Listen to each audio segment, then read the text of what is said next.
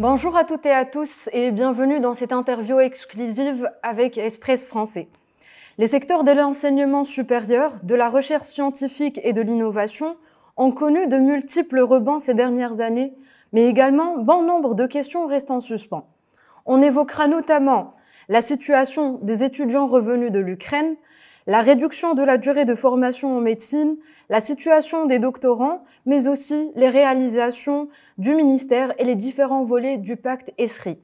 Pour en parler, Express Français accueillit aujourd'hui un invité spécial avec un programme ambitieux et une démarche réformatrice du secteur, qui nous détaillera lors de cet entretien.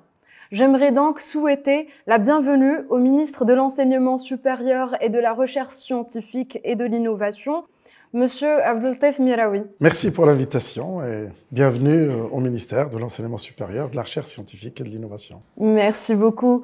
Donc, on entamera avec la première question. Donc, on voudrait savoir, Monsieur le ministre, quelles sont les différentes mesures que le ministère a prises pour booster la qualité de l'apprentissage et quel rôle peut jouer l'ancrage à la digitalisation? D'abord, je voudrais introduire cette question par tous les changements et toutes les ruptures qui sont en train de se passer sur le plan international. Je pense que ce qu'on a vécu ces dernières années, et les tendances, en tout cas depuis, je dirais, plus de 10 ans aujourd'hui, que l'université est en train de changer de paradigme en particulier. Et il y a deux grands éléments qui se dessinent. Il y a d'abord, c'est l'apprentissage sous forme de capacitation. Donc on passe, j'allais dire, d'une situation, excusez-moi de le dire de manière vulgaire, le gavage, vers ce qu'on appelle l'empowerment, la capacitation. Et en arabe, c'est encore le mot le plus profond, c'est temkin. Ça crée des tendances et ça donne des objectifs qui sont complètement différents. Le deuxième point, c'est justement l'université se transforme en université tout au long de la vie. Ça veut dire que l'accès à l'université, il est pratiquement régulier dans tout le parcours et tout le circuit et toute l'expérience, j'allais dire, des jeunes et des moins jeunes, compte tenu des transformations qu'on est en train de vivre, parce que les évolutions technologiques, les évolutions sociétales font qu'on a besoin de refaire une formation. Et notre pays, il est dans ce contexte, qui est un contexte international, où la ressource humaine devient la vraie compétition. Aujourd'hui, si vous regardez ce qui se passe en Europe, aux États-Unis, dans les pays asiatiques, en Inde, vous allez constater qu'on est compétitif sur la ressource humaine. Et comment former une ressource humaine qui est adaptée aux besoins et aux défis que rencontre notre pays, et en même temps, comment faire face à cette compétition qui est une compétition internationale. Et je pense qu'il faudrait que l'opinion publique comprenne que ce sont deux enjeux qui sont essentiels. C'est non seulement bien former, bien capacité, et en même temps faire face à tous ces défis, je dirais, cette compétition sur le plan des ressources humaines. Ce que nous faisons, nous, aujourd'hui, on prend cette tendance. Comment rendre les jeunes plus autonomes, plus capables d'apprendre à apprendre, ce qui n'était pas tout à fait le cas ces dernières années, ou plutôt ces dernières décennies. Et donc, ce qu'on a fait, c'est d'abord de travailler avec tout l'écosystème.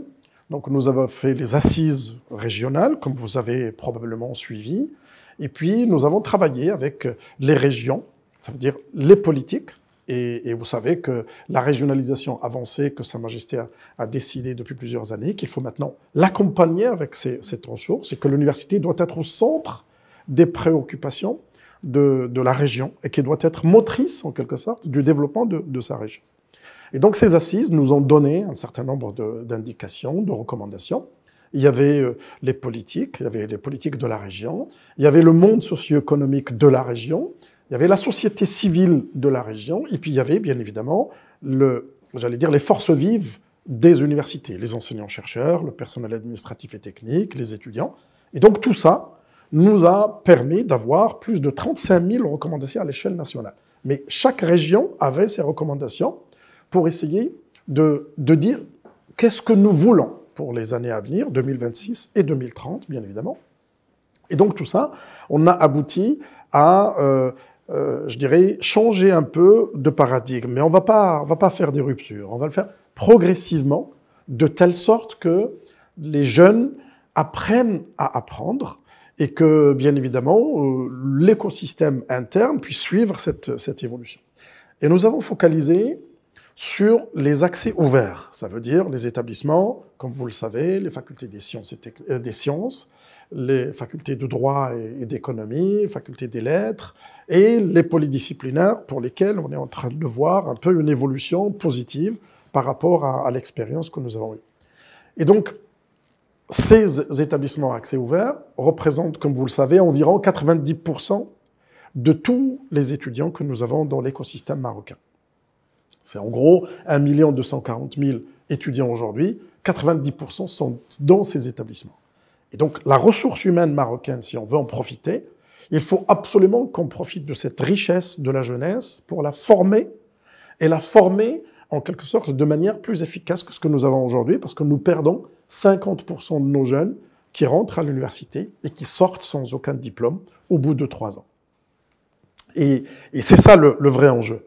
Et donc nous avons choisi le LMD, comme ça a été le cas auparavant. Et donc, pour faire ça, eh bien, nous avons fait travailler les équipes de toutes les universités pour essayer de nous donner, en quelque sorte, un peu les curricula et les nouvelles formations qui doivent être adaptées aux besoins socio-économiques. Nous avons travaillé avec tous les ministères pour qu'ils puissent nous donner quelles sont les tendances d'emploi et quels sont les besoins en ressources humaines pour les 5 ans et les 10 ans à venir. Nous avons signé un engagement, plutôt des conventions avec l'automobile, avec l'aéronautique pour 100 000 emplois d'ici 2026. Nous avons signé avec l'éducation nationale pour 100 000 emplois d'ici 2026.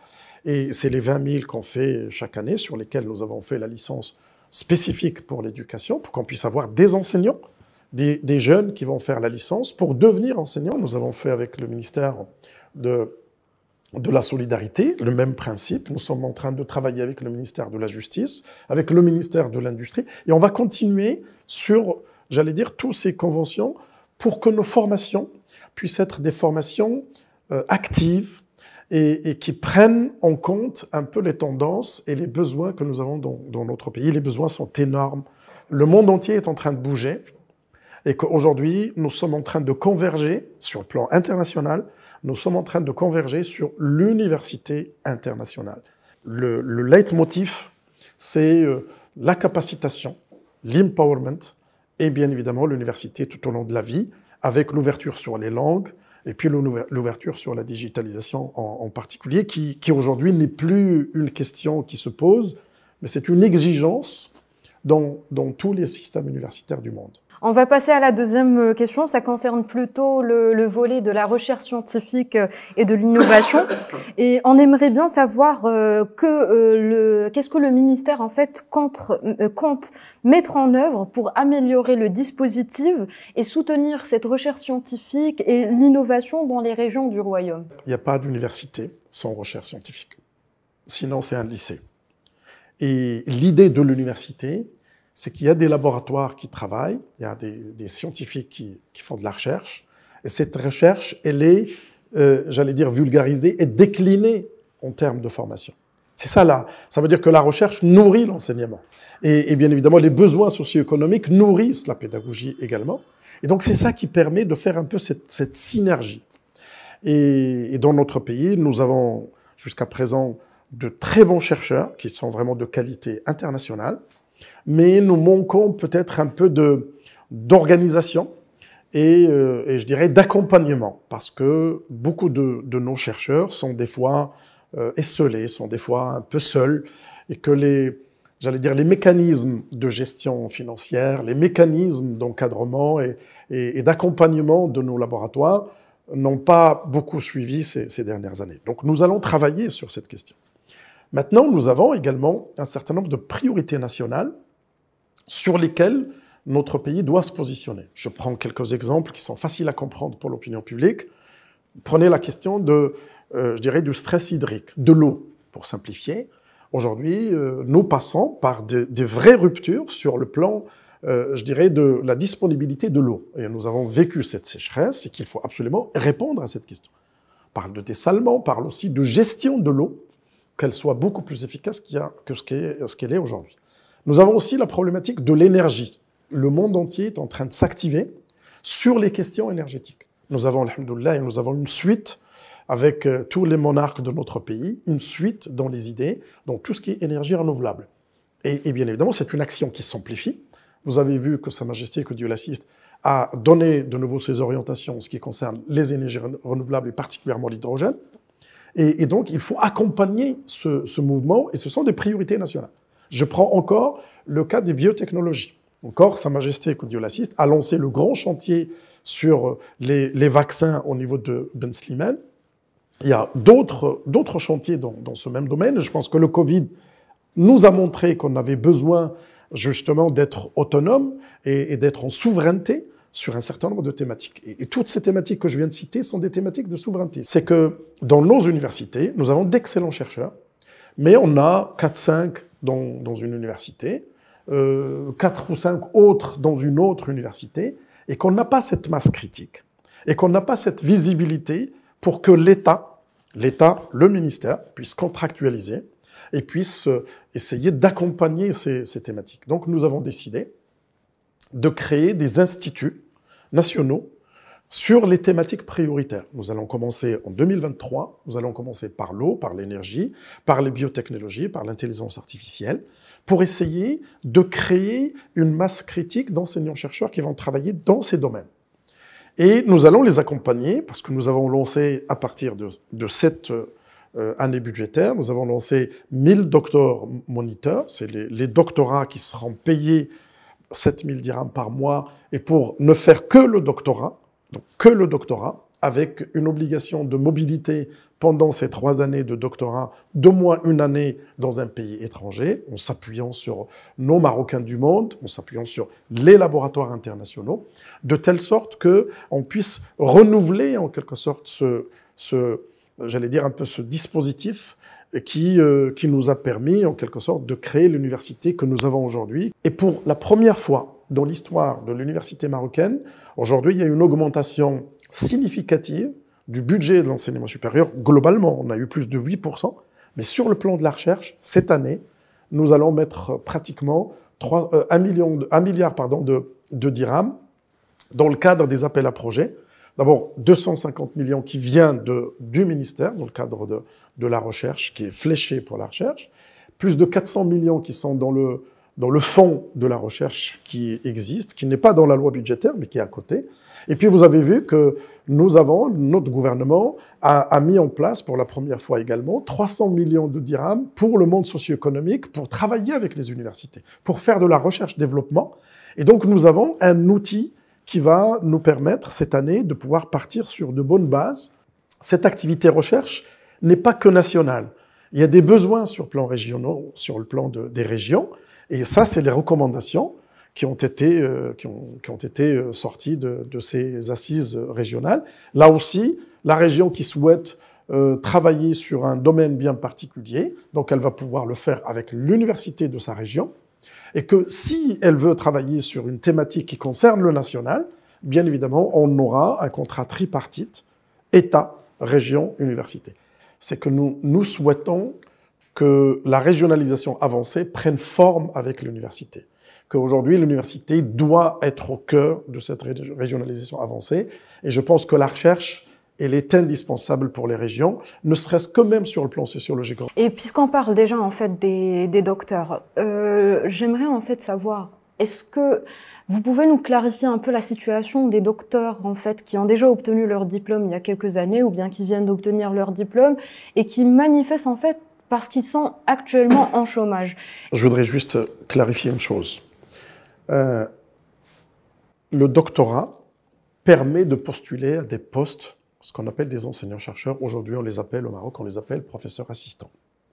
Les concours, le ministère distribue les postes sur des critères, bien évidemment scientifiques, des critères, je dirais, de fonctionnement avec les universités. Donc, on contractualise avec les universités. Et donc, ces docteurs, ils vont aller postuler à chaque fois qu'il y a un poste qui est publié dans une université.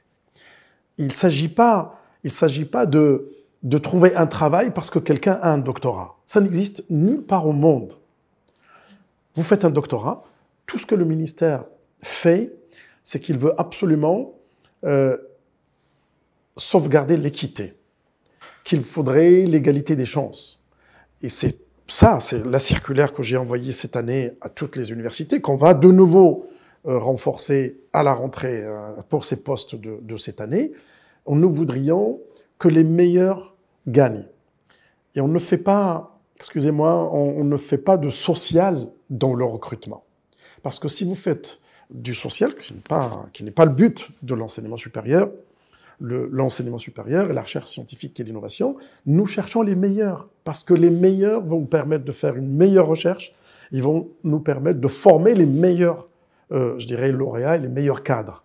Et donc, bien évidemment, tous les docteurs vont pouvoir postuler, et nous, on travaillera pour garantir l'équité, pour garantir l'égalité des chances.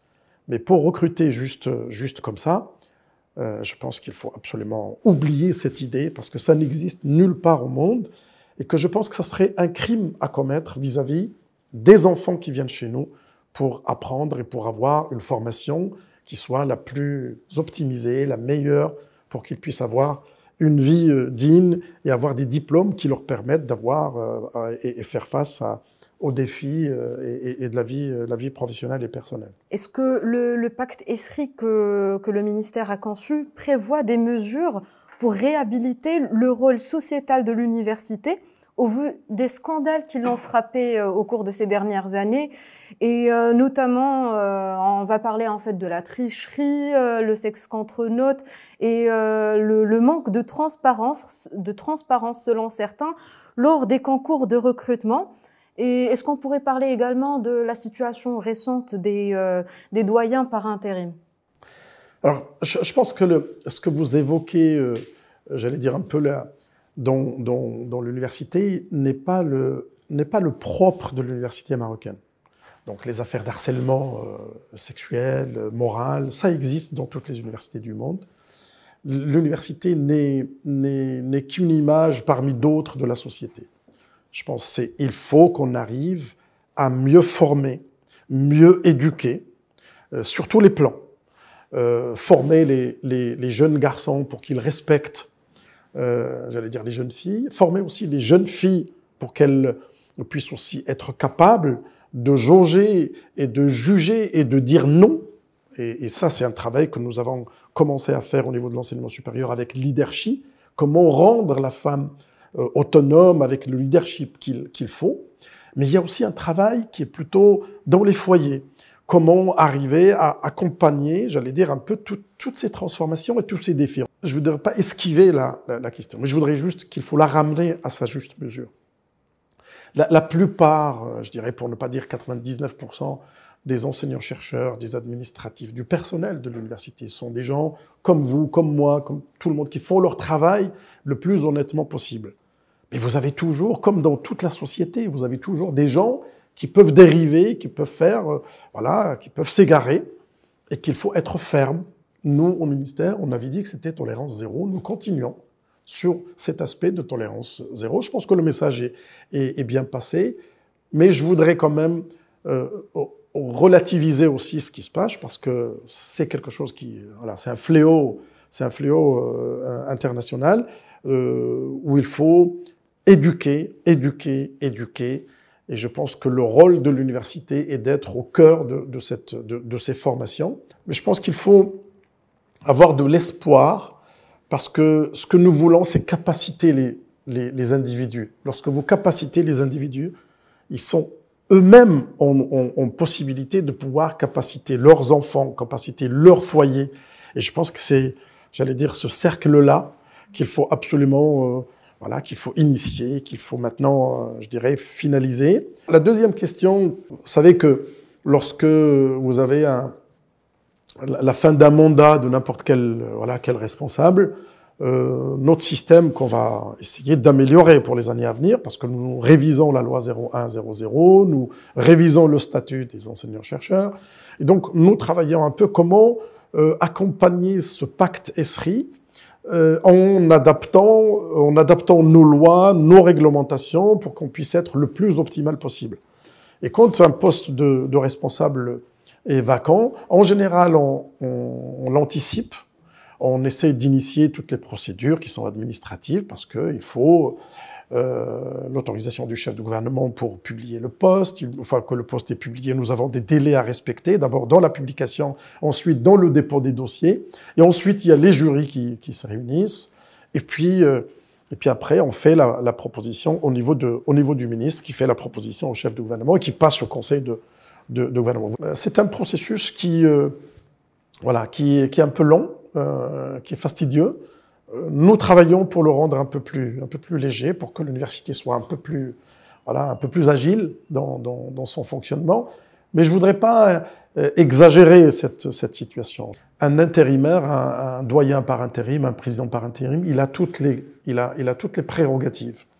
Et le ministre soutient tous les responsables qui sont à la tête des institutions. Et donc je le dis, et j'en profite encore, pour dire que tous les doyens, qu'ils soient des doyens, définitifs ou des doyens par intérim, pour moi, ils ont les mêmes responsabilités. Je leur dis, vous travaillez et puis vous essayez de mener vos institutions là où il faut et que, bien évidemment, il faut que tout le monde puisse accompagner ce moment. Aujourd'hui, nous n'avons plus le temps de tergiverser, de débattre sur des fausses questions. Aujourd'hui, nous avons des enjeux considérables. Aujourd'hui, ceux qui n'avancent pas, ils reculent. Et c'est pour ça que notre pays avance, parce que ce mouvement lui permet vraiment d'aller vers ce qu'il faut, ce qu'il faut être dans l'avenir. Et je pense que cette situation, nous devons plutôt la prendre du côté positif. Ce sont de vraies opportunités. À chaque fois que nous avons eu des défis, regardez le Covid, regardez ce qu'il nous a donné comme opportunité aujourd'hui. Et si on revient comme si le Covid n'a jamais existé, je pense que ça serait un crime de la part du système, par exemple, de l'enseignement supérieur. Il faut que cette leçon du Covid, ce que beaucoup de pays sont en train vraiment de concrétiser et de transformer en opportunité, nous devons absolument la transformer en opportunité maintenant. C'est chaud. Je voudrais insister sur un point, parce qu'on a parlé de toutes ces transformations qui sont en train de faire. Et le chat GPT, je ne veux pas faire de publicité, mais vous avez probablement entendu parler, qui vont remettre en cause un certain nombre de choses, y compris nous, les enseignants-chercheurs. Comment on va traiter cette question vis-à-vis de nos étudiants? Et il y a deux choses. Ou alors on dit tout est interdit, mais on ne peut pas l'interdire. Quand vous avez des avancées technologiques et scientifiques, vous ne pouvez pas les arrêter. C'est soit vous les accompagnez et vous en tirez le maximum. Et donc, j'interpelle tous les enseignants-chercheurs, tout l'écosystème universitaire, pas que chez nous, il est dans le monde. Comment on va traiter cette question? Travailler avec intelligence, et je pense qu'une intelligence collective faciliterait le travail pour tout le monde, pour qu'on puisse s'adapter à ces nouvelles situations. Et ce sont de vraies opportunités qui sont en train d'être tracées. Vous insistez énormément lors de vos interventions sur l'autonomie de l'université.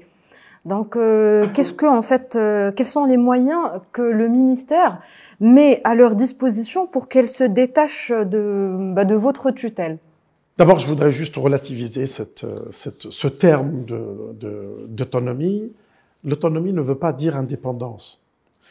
Aujourd'hui, quand vous avez une université qui est financée entièrement par l'État, pas dire d'autonomie. Les universités privées ont plus d'autonomie parce que elles lèvent des fonds par elles-mêmes. L'autonomie ne veut pas dire « je fais ce que je veux ». Si vous voulez faire ce que vous voulez, eh ben vous devez être capable de chercher les financements vous-même, et à ce moment-là, bien évidemment, vous pouvez avoir l'autonomie. Mais je pense que l'autonomie, elle permet d'avoir, j'allais dire, un peu de déconcentrer. Nous sommes dans cette phase avec la régionalisation avancée.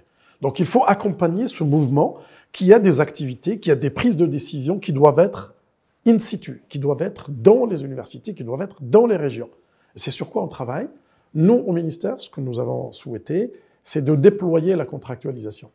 C'est que, par exemple, nous avons signé au niveau national, avec l'aéronautique, avec l'automobile, sur 100 000 emplois d'ici 2026. Et donc, nous avons défini des curricula avec des professeurs, avec des enseignants-chercheurs de plusieurs universités, et avec justement les fédérations de l'automobile et les fédérations de l'aéronautique. Et donc nous avons convenu d'un programme de formation d'ingénieurs, de techniciens supérieurs, de licence, de master. Donc on va contractualiser avec les universités pour leur dire combien vous pouvez me former dans ces secteurs. Et auquel cas, je finance ces formations-là. Je donne cet exemple. L'autre exemple, c'est notre État marocain a décidé de doubler le nombre de médecins. Donc, bien évidemment, on va voir les universités, puis on va leur dire combien vous allez pouvoir nous former d'ici 2026, d'ici 2030. Et là, on contractualise. Et on contractualise dans le cadre d'une autonomie que finalement, une université va dire moi, je vais former le double de mon voisin, parce qu'il est capable, parce qu'il va mettre sa politique. Il faut que l'université puisse aussi avoir son identité. Elle peut pas être excellente dans tous les domaines. Donc il y a des domaines dans lesquels elle va briller parce que sa région est prioritaire dans ses axes, parce que sa région a décidé de développer cette thématique, qu'on va lancer dans le débat dans les semaines à venir, va aller dans ce sens. Mais je voudrais quand même que l'opinion publique comprenne qu'autonomie ne veut pas dire indépendance. Que l'autonomie, ça veut dire qu'il y a des prérogatives qui sont interne pour faciliter la gestion de tous les jours, pour faciliter le travail, la gestion du personnel, la gestion des ressources financières, la gestion des formations, mais il reste toujours la contractualisation. Ce que je souhaite, c'est que le ministère soit plus dans un rôle de contrôle et de régulation, et que les universités s'occupent de ce qu'ils savent faire, qui est la pédagogie, qui est plutôt les formations, qui est la recherche scientifique, qui est l'innovation. Je vois, là on va passer en fait à un sujet qui est complètement différent des premières questions que vous avez traitées. Et il s'agit en fait d'un sujet phare qui avait préoccupé l'opinion publique à un certain moment après le déclenchement du conflit à l'Ukraine. Est-ce que vous pouvez nous donner par exemple combien d'étudiants sont-ils actuellement inscrits dans les universités ou écoles marocaines et qu'en est-il également de leur équivalence ? Alors d'abord, nous avons, comme vous l'avez vu, nous avons essayé de réagir à un événement qui n'était pas prévu, comme un certain nombre d'autres événements que nous vivons. J'allais dire, et ça va se répéter probablement dans les années à venir. Nous croisons les doigts pour que ça ne se répète pas avec cette acuité. Et donc, bien évidemment, le contenu pédagogique qui se fait dans l'Ukraine, mais il y a d'autres pays de l'Est en particulier, n'est pas tout à fait comme le nôtre. Et nous avions à sauvegarder, j'allais dire un peu la qualité que nous avons dans nos formations au Maroc, et puis aussi en même temps de répondre à une question qui est plutôt sociale, où il y a des jeunes qui se sont retrouvés dans une situation un peu compliquée. Donc nous avons eu dans un premier temps, nous avons fait un bilan pour voir combien d'étudiants sont concernés, parce que quand un étudiant va faire des études à l'étranger, il ne prévient pas l'État marocain. Il part, il trouve une inscription, et puis il part par lui-même. Nous ne sommes pas intervenus dans le choix d'un pays ou d'une école ou d'une faculté ou d'une université. Donc c'est un choix qui est plutôt libre, comme chacun peut éventuellement prendre la décision d'aller dans tel et tel pays. Et que nous avons fait, bien évidemment, ce bilan, c'était 7000 et quelques étudiants, pour donner le chiffre exact, c'était 7293. Et donc ensuite, nous avons demandé à ce que ces jeunes déposent leur dossier, parce qu'il faut donner les papiers pour ça. Et après, nous n'avions plus que 3000, pour donner le chiffre encore une fois exact, 3255. Et donc nous avons essayé de gérer avec le pays concerné, avec les pays voisins, pour essayer de trouver des solutions, vu que les systèmes sont un peu plus proches, avec la Roumanie, avec la Bulgarie, avec la Hongrie.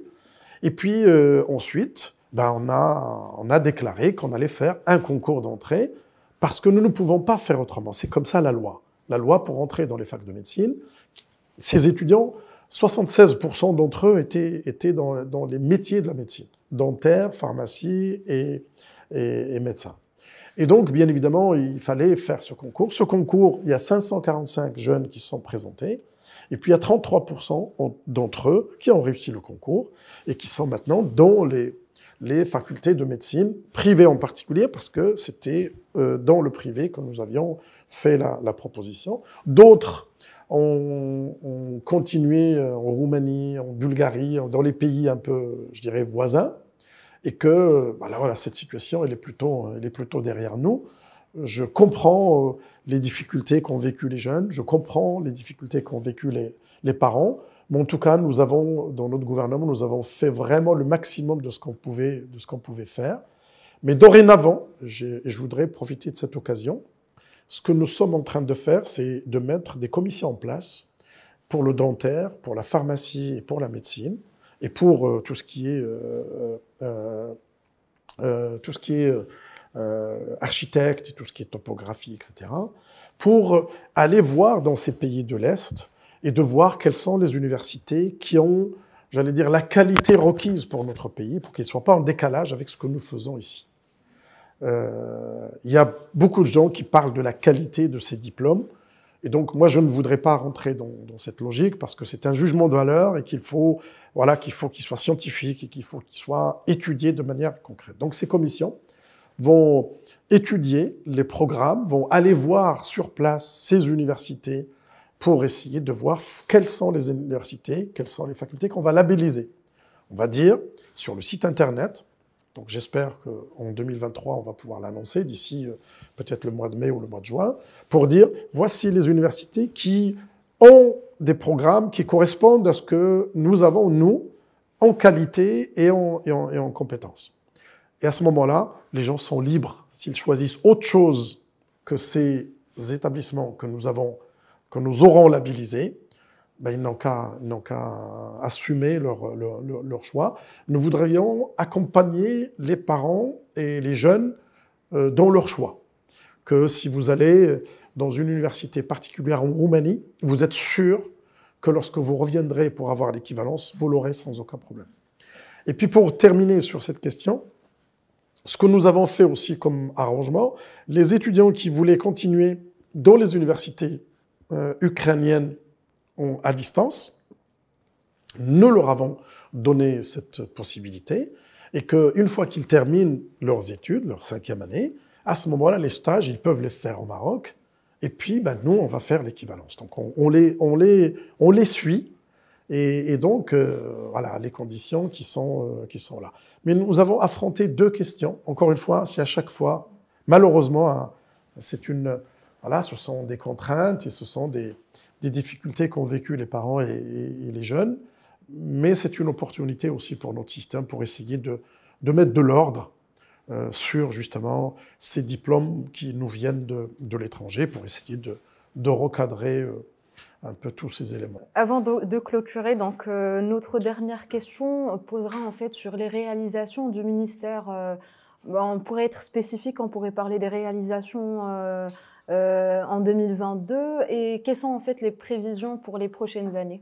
D'abord, vous savez que nous étions dans une phase, je dirais un peu de prise de décision sur un certain nombre de points qui étaient essentiels. Nous sommes passés de la formation médicale de 7 ans à 6 ans, donc il faut étudier tout ce que ça va générer, parce que nous avons besoin de médecins, nous devons doubler, nous devons atteindre les pourcentages qui sont importants. Vous savez que cette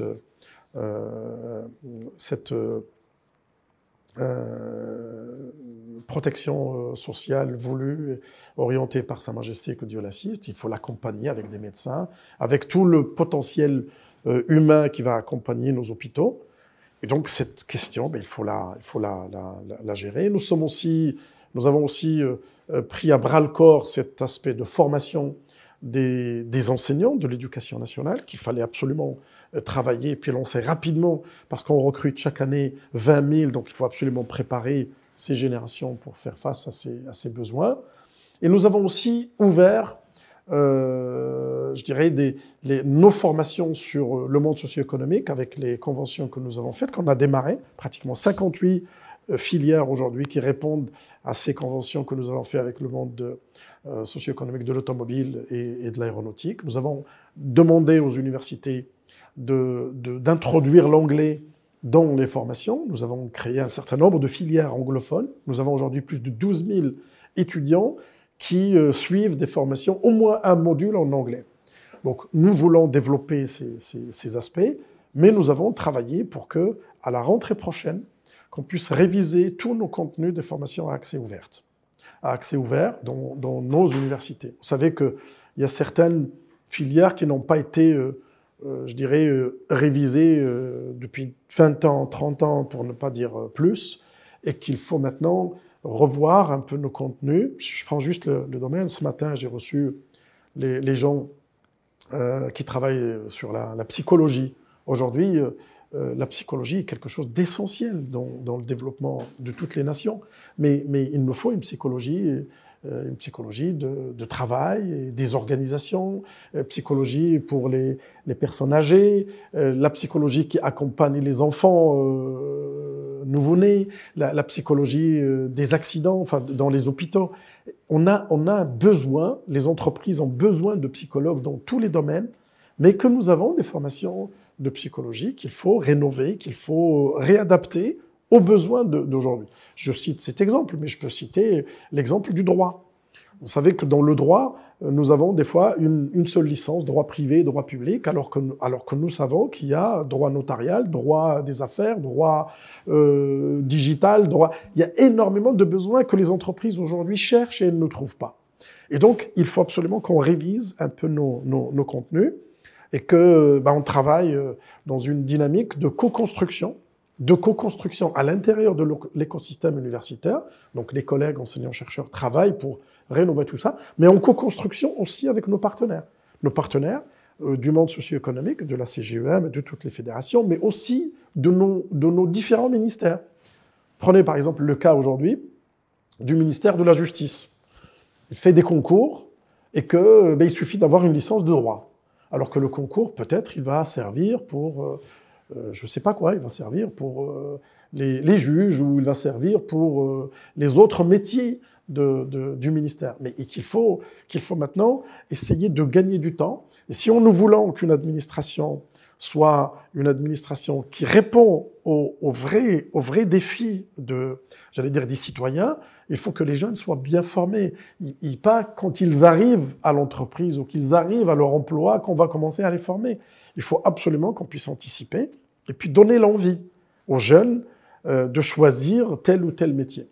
Et puis, ce que nous avons encore fait cette année, et qui va être aussi à partir de la rentrée prochaine, que nous sommes en train d'imaginer des grandes écoles dans les domaines des sciences humaines et sociales. Quand je dis sciences humaines et sociales, c'est des grandes écoles de droit, d'économie, de sociologie, de comment arriver à créer des dynamiques nouvelles par rapport aux établissements à accès ouvert. L'idée, c'est de faire des grandes écoles ou des grands instituts avec accès à Bac+2, mais qui proviennent des accès ouverts, de telle sorte de donner en quelque sorte un peu une autre possibilité à des jeunes qui ont choisi la fac ouverte comme ce que nous avons eu aujourd'hui.